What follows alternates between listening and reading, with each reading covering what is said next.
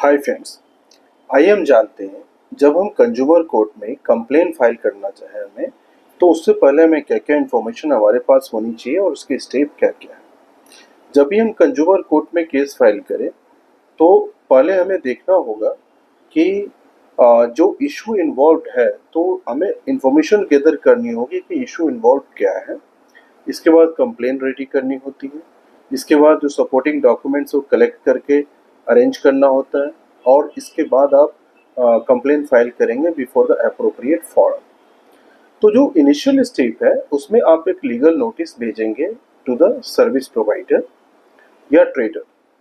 जब आप legal notice भेजते हैं उसमें क्लियरली लिखा होना चाहिए कि इशू इन्वॉल्व क्या है और डेट और टाइम ऑफ इंसिडेंट क्या है और आप रिलीफ क्या मांग रहे हैं उनसे।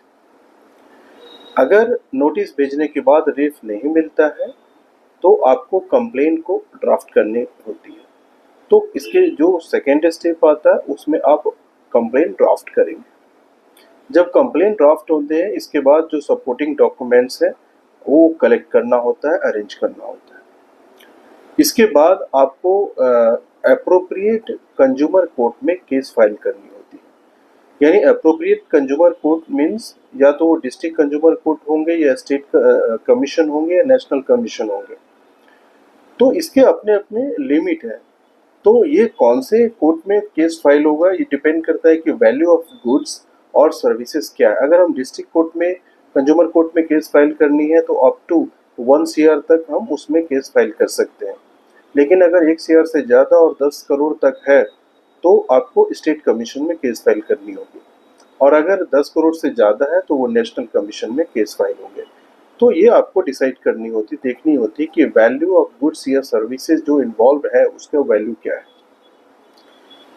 जब आप इसके बाद आपको कोर्ट फीस पे करनी होती है और जब आप कोर्ट फीस पे करते हैं इसके बाद कंप्लेन को आप सबमिट करते हैं। तो जब एक कंज्यूमर अपना कंप्लेन और केस फाइल करता है तो उनको कुछ जो स्टेप है वो पहले से लेना आवश्यक है।